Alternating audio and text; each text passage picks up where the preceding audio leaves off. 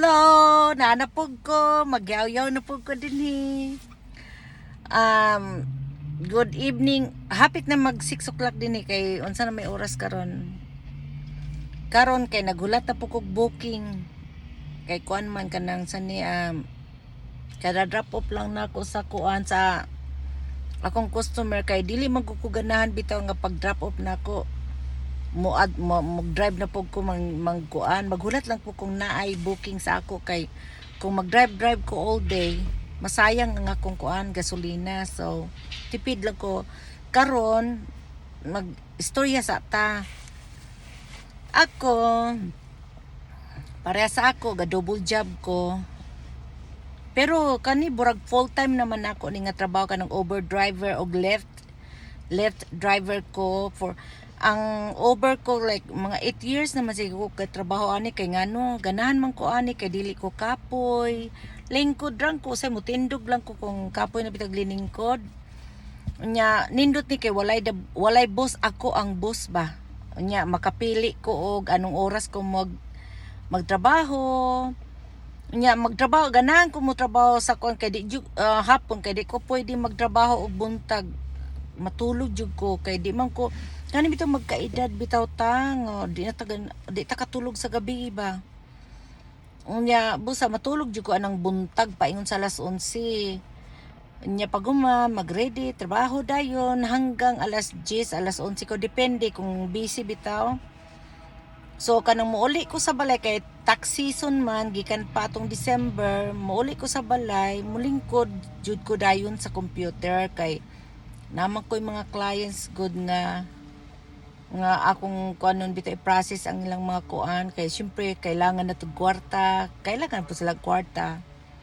So dugay na pug ko anang taxes na ako kay ngano ato pang elementary akong mga anak nagtrabaho ko sa H&R sa una unya elementary pa akong mga anak so niundang lang ko kay ngano kapoy mga alas 4 ko kadlawon mo mata liguan ako pakanon ako akong mga anak ihatod sa school unya trabaho dayon nya malit pa jud ko so kapoy na akong lawat nya pag-abot pa jud magluto pa ko sa pagkaon ni Hector sa mga bata ani undang na lang ko oy tos karon kay may gani na uso ang kanang kuan kana bitawng pag nauso wala pa daytoy kuan pandemic.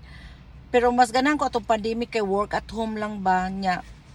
Katong kuan na, katong nag-quit na kog trabaho kay di na ko kaya ang kuan bata, trabaho, limpyo pa jud sa balay. Luto. Unya nag-quit na lang ko. So hantod nga nagkuan na, nagdagko na ko mga anak, nasa middle school, high school nagtrabaho na dayon ko kanang kay kabalo naman mo drive si kuya na usahay mag-pick up sa iyang mga manghod anang hapon niya ako trabaho layo man akong trabaho sa kay nagtrabaho man ko sa Sprint company dito sa El Monte layo kaayo is 45 minutes gikan sa among balay paingon sa akong trabaho so niya traffic man inig uli so si kuya mag-pick up sa iyang mga igsoon mga manghod unya Moni, kamu bitong kana bitong mga gatanaw nakakita man ko karon sa Facebook bitaw nga maghikog ang mga babae bitaw kay tungod sa ilang bana maluoy bi ako makahilak ba ako kay ngano pare-pareho naman gud ang mga babae karon gud mga babae mga lalaki bahala kinsay mga bit nasa mga chat kay makabuang mo po ni diani aning Amerika kay ang akong best friend katong Mexicana bitaw si kuan ang iya pong bana nangabit ba wa siya kabalo nga ang iyang bana gikasal di ay niya siya ang real wife dinhi sa Amerika kay kuan man kanang dinhi siya man ang una niya pareha ra ba mi anak tulo ka buok Hector pud ang iyang panganay niya Hector pud ang akong panganay pero anyway naami dinhi kayod taon kay nindot man ning Amerika basta di lang bitaw katamad pag dili ka tamad madaghan jud ka kwarta pero kung tamad bitaw ka nga ang imong gusto easy money lang kanang mangilad ka mangwan ka, kanang bitong mang abuso ka sa mga tao nga kuan ka ng imong itik advantage sila ba nga makuhaan nimo sila og kwarta. Lain man na oy makagaba man na. Unya kuan kanang wa jud ka di ka ma-improve ana, malas-malason ka. Pero kung magtrabaho bitaw ka sa imong kinasing-kasing nga jud nga trabaho nga kana jung pangkuan jud nimo ba kanang bitong magtrabaho ka kay para tungod sa imong mga anak. Alam mo kung mo trabaho magkayod bitaw ka unya ang imong trabaho kanang pang Ginoo jud nga kailangan mo tawag ka sa Ginoo nga guidean ka sa imong trabaho kay na kay mga anak nga niasa sa imo niya kung mangilad ka niya ipakaon nimo sa imong mga anak lain kay na dili ka taga-grasya ana. Busa kitang mga babae kay kabalo man gyud ta nga tong mga bana mga palautog bitaw. Kita nalay mo kuan, kita nalay mo likay sa ila. Bahala mo sige pangabit mo bahala mo mga animala mo din na basta naatay kwarta. Ug kamong mga babae bitaw, di ba ambot kay dinhi sa Amerika kanya-kanya man og kwarta. Sa Pilipinas ang mga lalaki, mga bana, ilang iremit ilang mga kwarta sa ilang mga asawa. So kana dili mo katigom ana kay budget good ninyo na no, kulang pa dinhi kanya-kanya mig kuan, kanya-kanya mig mga kwarta dinhi kay kanya-kanya man mig trabaho. So ako makatigom jud ko kay ngano dili man ko materialistic nga tao bitaw nga magsigi ko og palit og mga kuan unya mag-adto sa club, mag-ano, dili man ko. Ang ako bitang ilakaw, ang akong ibisyo, ako na lang i-standby sa balay sa akong mga anak. Katong gagmay pa pud akong mga anak, sus, kabalo mo. Katong gagmay pa akong mga anak, halos dili ko kapalit og sinina. Ang akong mga sinina dito ko mo palit sa thrift shop kay mga barato lang nasa $3 nya. Kung dako bitaw ang sinina ako na lang tahion kay ngano unahon ako akong mga anak kay kabalo ka kanang mga anak nato hinatag na sa Ginoo, grasya na sa ato, dapat inyo nang palanggaon inyong mga anak kuan kay kabalo ka sa ako no handicap man ko naka-crutches ko no una nako katong nailan nako akong bana. Ingon jud ko bahalag bayaan ko aning animal basta anakan lang jud ko, di ba? Nya nakaanak ko kay si kuya na dako na si kuya karon 32 years old na niya. Katong kuan pa siya, tong gamay pa siya, nangabit akong bana giatay ning yawa. Nangabit siya, 2 years old akong anak, gibayaan ako ni uli kog Pilipinas, 6 months ko sa Pilipinas. Kay kung wala pa ko na hotdig kwarta dito, di pa ko mobalik oy. Unya kuan kanang pagbalik kuan siya ludluhod siya kay kailangan daw mi siyang mga anak. Unya gipasaylo na ko siya kay syempre lisod man guni bayaan ning animal oy kay ngano buutan man guni siya nga amahan, responsibilidad kaayo sa iyang mga anak. Nya buutan pud siya nga bana palautog lang yung animal, mora ni akong gikalagutan. Pero mapinalanggaon siya nga kuan papa, buutan siya. So lisod kayo niya. Karon pa mo biya ko sa iya nga kuan na. Ako ng benefits niya no, buang siya. Kay basta sa Amerika ang mag-asawa kailangan 10 years gyud mo magtipon. Kay kung before 10 years magbulag mo dili ka maka-avail sa ilang benefits. Benefits sa bana nimo. Kung magminyo sila, wala na. Matunga mo. Pero anyway, si Hector buutan man gud nga pagkatao ba. Dili siya magyaw-yaw. Dili siya wala lang. Kuan kay kung magyaw-yaw gani siya kuan. Magyaw-yaw gani siya una, papritin man kog magwild kog una no kay ngano baka unahan ko niya wild kay di na po ganahan nga siya gitan ko basta kuan nilang ko kanang explikahi lang ko ba ay lang ko singkahi kay ngano kung musingka ka sa ako mahiubos ko mas musingka man jud ko pag-ayo sa imo di jud ko papildi papiang-piang lang ning animal pero musukol ko oy di mo ko papildi sa buang mo din na di ko ka papel di pero usaha baya no. Ako kay sa akong pagkamaldita bisag igsuon ako bitong tubag-tubagon. Kay di man jud ko ambot nganong ingani akong baba mo tubag jud ko musukol jud ko di jud ko pander. Kay kuan kanang lisod ba ning under anderon ta ba buutan gud ta nya. Kuanon ta hilom ra ta ka malipayon pero alam mo na inaliwat sa ako nga apo na ko ba yung apo ni Christina. Oh my god makuan jud ko kay sige lang siya smile bisag gisipon na.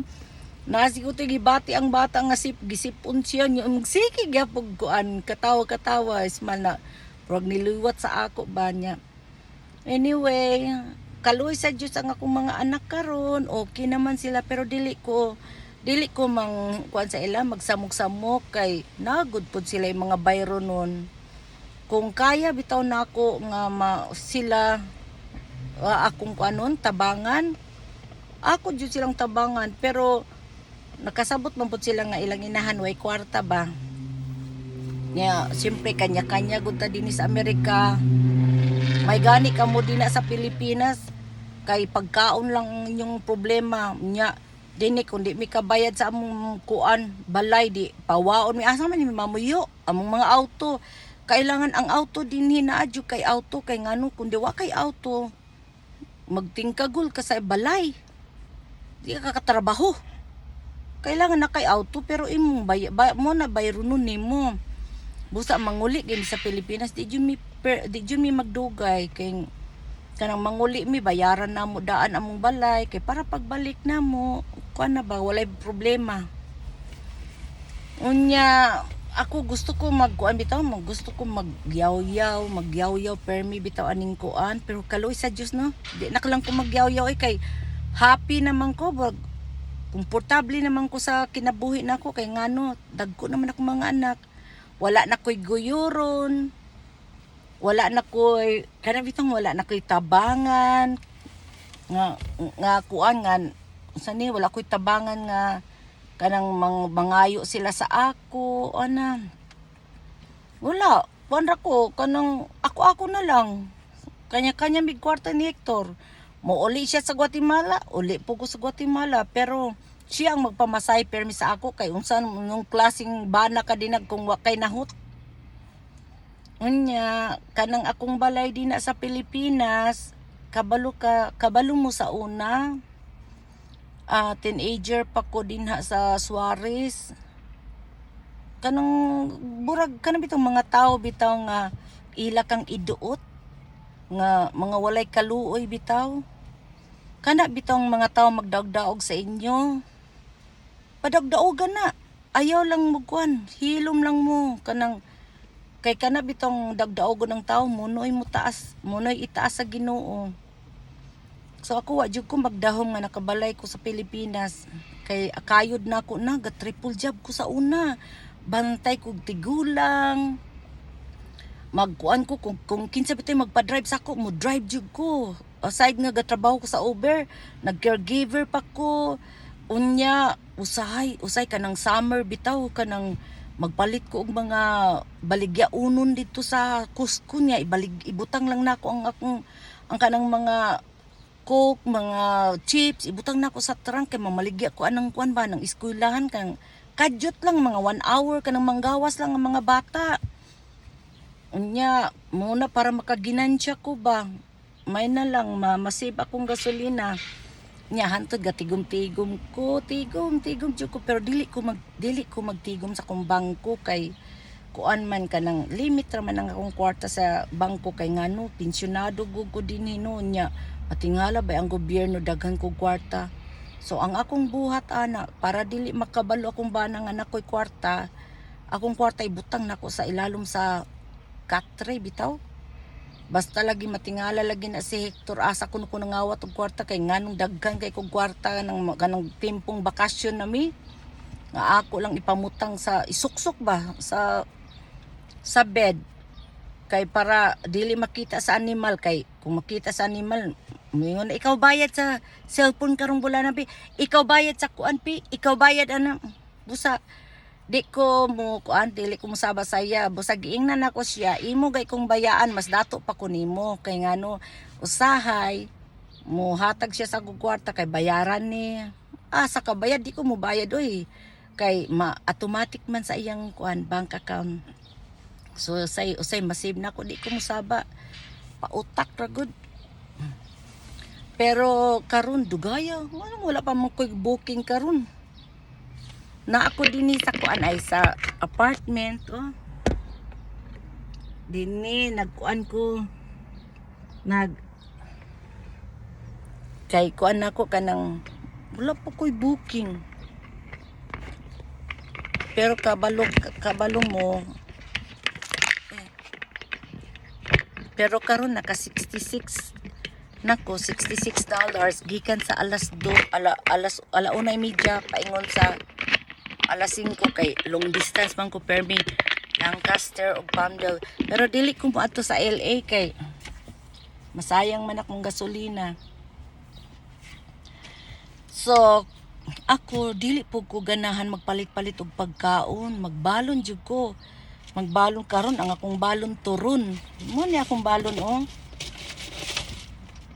balon ako nagturon man ko gahapon so nagbalon ko nya nagbalon po kong mani kay kung magkuan ka kung mag palit-palit ka mahal kayo nya napog ko'y tubig napog ko'y coke gamay ra gud kay burag tingkuan naman karon nya busa tipid jud ko pero kung nako sa Pilipinas di ko magtipid-tipid hala gasto dinhi gasto dinha basta kuan kay mas dako man kog value bitaw imong kwarta basta na gamiton sa Pilipinas imong dollars nya muna kanang kuan kanang mora ni ang akong trabaho magkuan o mag-over ko pero ang deadline sa income tax karon karong April 18 pero naa pa jud pahabol sa ako ba taga LA mga referrals lang na sa ako.